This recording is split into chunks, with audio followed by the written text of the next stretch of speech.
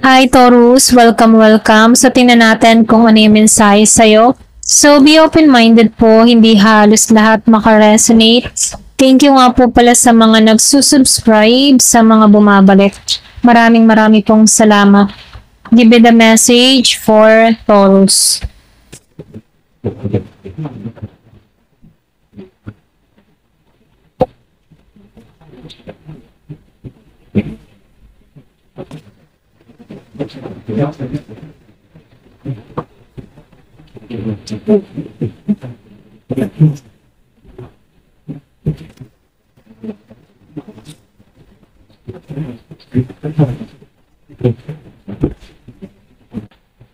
Mensahe para kay Taurus. So, lumabas ang Ace of Swords. Then, sinabayan siya dito ng Two of Swords reverse. Okay? So, dito, malinaw na sinasabi na may katotohanan na gustong lumabas or kaliwanagan. Okay? So, meron ditong nagbabago yung pananaw or pwede rin ikaw, nagbabago na yung pananaw mo dito, nagkakaroon ka na ng kaliwanagan dito. Then, sinabayan pa siya ng Two of Swords reverse na nagsasabing, patagal mo nang iniiwasan ang isang desisyon or pwede rin meron kang mga desisyon na iniiwasan dito, ngunit ngayon ay hindi mo na kayang takasan pa, okay? So, kailangan kang pumili dito kung puso o isipan ba yung uunahin mo. Kasi, lumabas din dito yung The Lovers upright na nagpapakita na merong isang malalim na koneksyon o soul tie sa pagitan ng tao na to. Maaring relasyon to o partnership na kumbaga sinubok siya ng panahon. Ngunit dahil lumabas din ng Three of Pentacles, kailangan mo ng, or pwede rin kailangan ng pagkakaisa. Okay? Sinubok yung connection nyo dito, pero kailangan ng pagkakaisa o tamang komunikasyon. Kung ito ay tungkol sa relasyon, may pagnanais na ayusin ang nasira, or pwede rin meron kang tao dito na gustong makipag-ayos, okay? So dito, kailangan nyo nang magtulungan. Kung halimbawa, gusto nyo talaga dito ng maayos yung connection, kailangan ng pagtutulungan ng bawat isa, okay? So dito, lumabas din ng Ace of Pentacles reverse and Page of Pentacles reverse na nangangahulugan na merong konting delay or kabiguan sa mga plano o oportunidad, maaring sa trabaho, pera o mga pangarap. Hindi ito tuluyang pagkawala. Ayan. Hindi ito tuluyang pagkawala, kundi paalala na kailangan mo munang ayusin ang pundasyon. Huwag kang magmadali, okay? So, dito, lumabas din dito ang Ten of Swords na nagpapakita, okay? Na hindi pa, kumbaga, nagpapakita ng matinding pagtatapos o sakit. Pwede nga iba sa inyo, meron kang mga kabiguan or meron kang masasakit na experience na dito mo nararanasan talaga yung sakit. Okay, or pwede rin matinding pasakit, okay? So, dito, dahil lumabas din yung The Empress, nangangahulugan na ito na after ng mga pasakit na nararanasan mo dito, ay may pagsilang or may paghilom or may pag-angat na mangyayari o magaganap sa'yo dito, okay? Yung pain na naranasan mo dito ay makakaraos ka or maghihilom ka sa mga pinagdadaanan mo dito.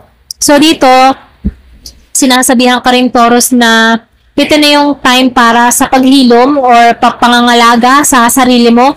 Ito na yung time para mahalin mong muli yung sarili mo, okay? Then, sinabayan pa siya ng Nine of Wands na ito na yung time ng katatagan, okay? Or pwede rin sabihin, meron kang binabago or pwede rin kahit pagod ka, andito ka pa rin sa katatagan mo, hindi ka sumusuko. At sa huli, lumabas ang Two of Cups, upright pa, na nagsasabi ng pagbabate. So, meron ditong pag-aayos, pakikipagkasundo, or bagong simula sa pag-ibig o partnership. Maaring ring bago ito, bagong tao ito, o kaya pagbabalik ng relasyon na may matatag at totoo. Okay? Or pwede rin meron dito magbabalik sa'yo na may dala ng katatagan or totoong relasyon. Pwedeng past person na magbabalik na seryosohan na to. Okay? So, dito, merong pinakaminsahe sa'yo, Taurus, na ito na yung time para sa pag-amin sa katotohanan, paghihilo mula sa sakit, at muling pagbuo sa sarili. May pagbabalik o mag-aalok muli ng koneksyon, ngunit ngayon, ikaw na ang mas marunong pumili. Matapos ang unos, ikaw ay nasa Empress energy na mas matatag, mas marunong at mas mapagmahal, lalo-lalo na sa sarili. Okay? So, tingnan pa natin kung ano pa yung mensahe sa'yo. Give me the message for Taurus. Ano pa yung mensahe sa'yo?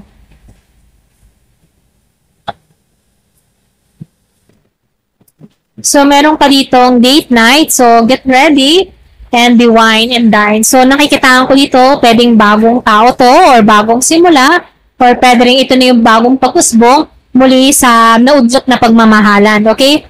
So, meron ditong vacation. Ayan, excuse me po. So, you will traveling soon. Pwedeng may maglalakbay or pwede rin nagbabalak ka maglakbay. So, ito na yung bagong simula ng paglalakbay. So, merong sexuality dito.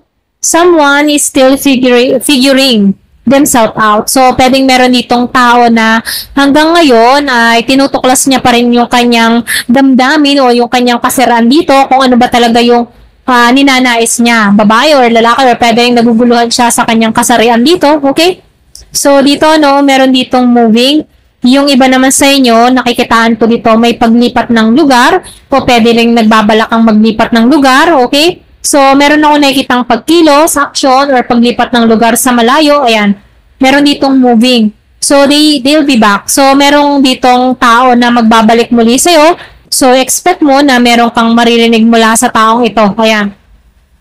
So, meron ditong patience. So, just a few more months, kumbaga, sa susunod na mga buwan, ayan, meron ditong magandang parating sa'yo, okay? Kumbaga, yung patient, kung sino man yung mga taong marunong maghintay, merong magandang parating dito, ayan. So, lumabas din dito ang gold digger. Pwede yung iba sa inyo nakaranas ka dito na samantalahan or pwede rin putakan, pirahan, okay? Kumbaga, meron din ditong tao na ginagamit niya yung kanyang charm or kanyang kagandahan para makuha yung interest niya dito, okay? So, guardian, lumalabas din dito na meron kang mahal sa buhay na namayapa na nagbabantay sa'yo, okay? Pwedeng magulang mo to.